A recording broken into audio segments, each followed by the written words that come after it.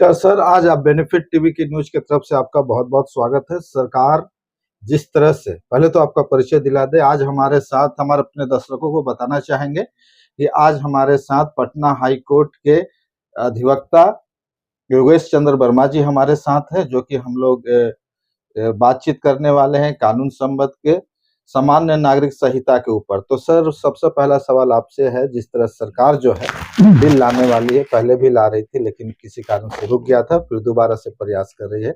ये होता क्या है सामान्य नागरिक संहिता, हमारे दर्शकों को बताया जाए। इससे क्या साइड इफेक्ट होगा या इफेक्ट पड़ेगा उस हमारे मतदाताओं पहले पर? बात, आपके दर्शकों को हमारी शुभकामना। जहाँ तक कॉमन सिविल कोड का सवाल है, यह एक संवैधानिक प्रावधान है। हमारे डायरेक्टिव प्रिंसिपल जो कॉन्स्टिट्यूशन का चैप्टर 4 है, उसमें अनुच्छेद 44 में कहा गया है कि सरकार कोशिश करेगी, एंडेवर करेगी कि पूरे हिंदुस्तान के लिए एक कॉमन सिविल प्रोसीड्योर हो। इसको अलग अलग ढंग से, एक तो इसका क्या है, पूरे दुनिया में एक कानून हो, एक तरह का। पहले तो सिविल का मतलब क्या होता है? सिविल, कॉमन सिविल कोड, यानी 4 सिविल के मामले में प्रमुख मामले समझे जाते हैं। शादी के बारे में, शक से उत्तराधिकारी के मामले में, शादी में डाइवोर्स वो सब आता है, सक्सेशन में बेटी, यानी कोई आदमी किसी के संपत्ति में उसके बाद के जो डिसेंडेंट हैं उनको कैसे बंटवारा हो, डाइवोर्स का भी होता है। फिर मेंटेनेंस का है, फिर है नाबालिग लड़कों को अडॉप्ट करने का। यानी प्रमुख है शादी और सक्सेशन। जी। तो हिंदुस्तान जिस तरह इवॉल्व किया है, हिंदुस्तान में न तो एक रेस के लोग हैं, न एक धर्म के लोग हैं, और यहाँ तक कि अगर ठीक से देखिएगा तो आसाम और उधर मंगलोआइट रेस के भी लोग हैं। अगर दिल्ली, हरियाणा, पंजाब या इधर का देखिए तो कहते लोग हैं कि आर्यने हैं लोग, कुछ मुस्लिम धर्म के लोग ही हैं। दक्षिण में द्रविडियन या नेग्रिटो लोग ही हैं, यानी रेस में भी है। धर्म भी यहाँ पर दसों 5 है।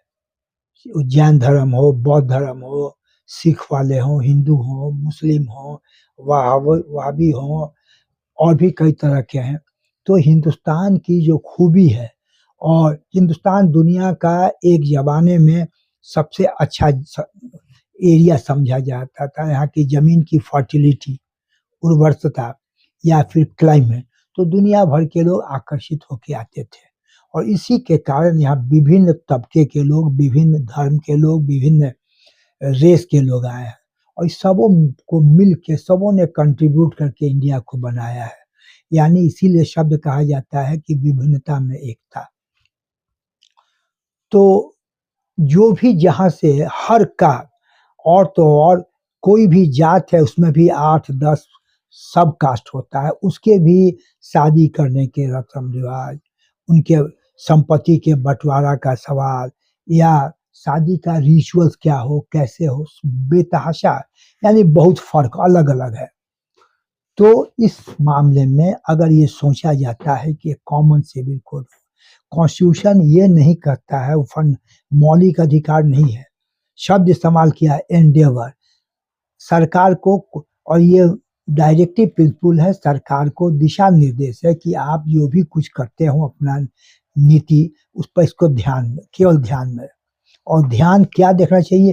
कोशिश कीजिए, एंडेवर कीजिए। कोई एक तानाशाह के रूप में, एक जबरदस्ती एक दिन आए और पार्लियामेंट में पास हो जाए, ये नहीं है। नहीं तो दिया रहता कि मौलिक अधिकार आपको करना ही है। तो जब संविधान में ही है कि एंडेवर, कोशिश किया जाए, कोशिश जरूर होनी चाहिए।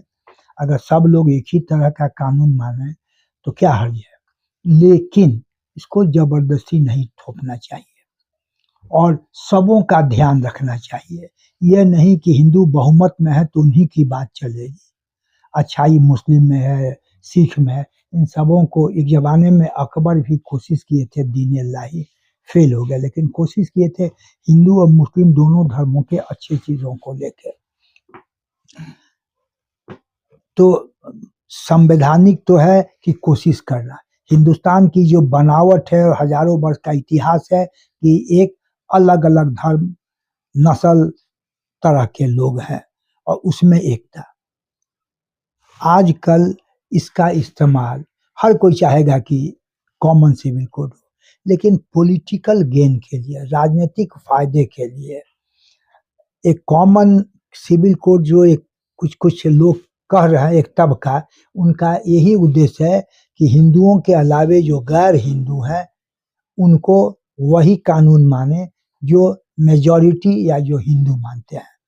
तो अगर देश की एकता रखना है, अखंडता रखना है, नेशन होता है सबों को मिला के, जी केवल एक धर्म के लोगों को लेके नहीं। जी तो हम समझते हैं कि इसका राजनीतिक रूप में, एक हथियार के रूप में मेजॉरिटी को खुश करने के लिए और मेजॉरिटी में एक भावना पैदा करने के लिए और दूसरों को के खिलाफ एक हेट जो कहा जाता है, विषमता, एक उनके खिलाफ, यानी गैर जो हिंदू हैं जी उनमें एक उनके खिलाफ बात करके और हिंदुइज्म की बात करके हिंदू की भावनाओं को उठाने वाला अगर इस तरह किया जाएगा तो यह गलत है। एक दूसरी चीज कि ये अगर करना ही है तो सबों को बड़े पैमाने पर चेतना जगाइए कि भाई हर धर्म में कुछ अच्छाई। अब हिंदू धर्म में जात व्यवस्था है,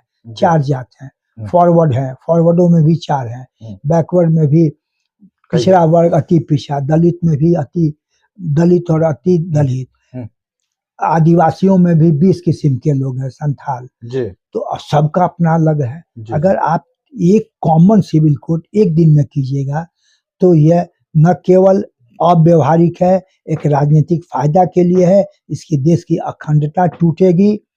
देश आप जो डेमोक्रेटिक एक नॉर्म है वह एक बहुमत दूसरे पर थोपे नहीं, सबों के खिलाफ है। कोशिश करनी चाहिए, लोगों में चेतना लाइए कि कुछ कॉमन क्या इवॉल्व हो सकता है, एक धर्म का नहीं थोपा जाए, लेकिन यह सबों के सहमति से, सबों के राय से लिया जाए। अन्यथा अगर इसको राजनीतिक एक हथियार के रूप में होगा तो यह न तो संविधान का स्पिरिट, संविधान का भावना इस संबंध में उस तरह का है, नहीं तो एंडेवर नहीं किया रहा, इमीडिएटली सरकार को करना चाहिए। तो हम समझते हैं तत्काल इन बातों को, और देश का माहौल जिस तरह का हो गया है आज के माहौल में इसका राजनीतिक इस्तेमाल हो रहा है, यह नहीं होना चाहिए और तत्काल इस पर बहुत बात नहीं होनी चाहिए।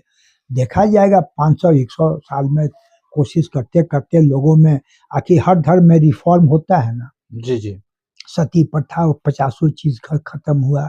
जी जी अब तो लोग मरते हैं तो 13 दिन और 10 दिन का कहाँ, अब तो सब लोग आज और समाजी रास्ता अख्तियार कर रहे हैं, समय बचा। शादी में पहले 3 दिन की बात होती थी, अब आए शाम को लगा और सुबह गायब, रात को जाइए आप। तो इसी तरह का समय के तकाजा के हिसाब से परिवर्तन आए, नेचुरल होने दीजिए, थोपिए मत। अगर थोपिएगा तो देश की अखंडता, देश के एक अच्छे खासे जनसंख्या के खिलाफ बात होगी, यह उचित नहीं है। सर, आज़ादी से अब तक जो कानून था कि मुस्लिम लॉ अलग, शादी विवाह का, और हिंदू के बारे में अलग, क्रिश्चियन के बारे में, इससे समाज को क्या नुकसान हुआ जिसकी वजह से सरकार ये लाना चाह रही है, या फिर राजनीतिक कारण है सर?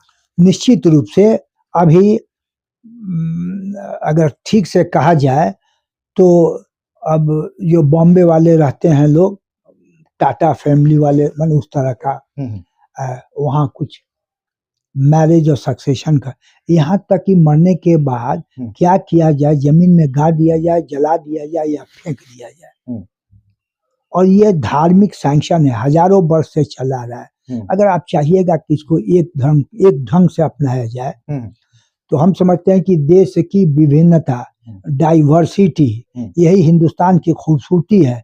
अगर इसके रहने से, आखिर इंग्लैंड में, अमेरिका में भी तो अलग अलग कानून मानने वाले कॉमन से जो सिविल कोड है मानते हैं लोग अपना अपने हिसाब से।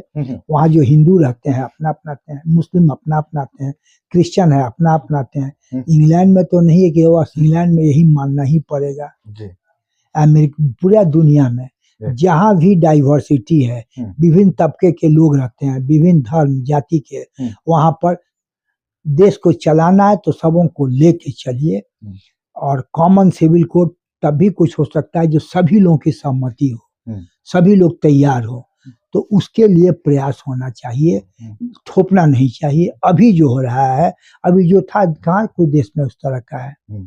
ये पहले तो कभी और कोई राजनीतिक पार्टी, हिंदुस्तान के कांग्रेस हो, सोशलिस्ट लोग हों, कम्युनिस्ट लोग हों, रीजनल पार्टी हो, लालू जी की हो, अखिलेश की हो, बांग्लादेश की हो, डीएमके, आई मीन 50 पार्टियां, तेलुगु देशम, उन्होंने कभी कॉमन सिविल कोड की बात नहीं उठाई है।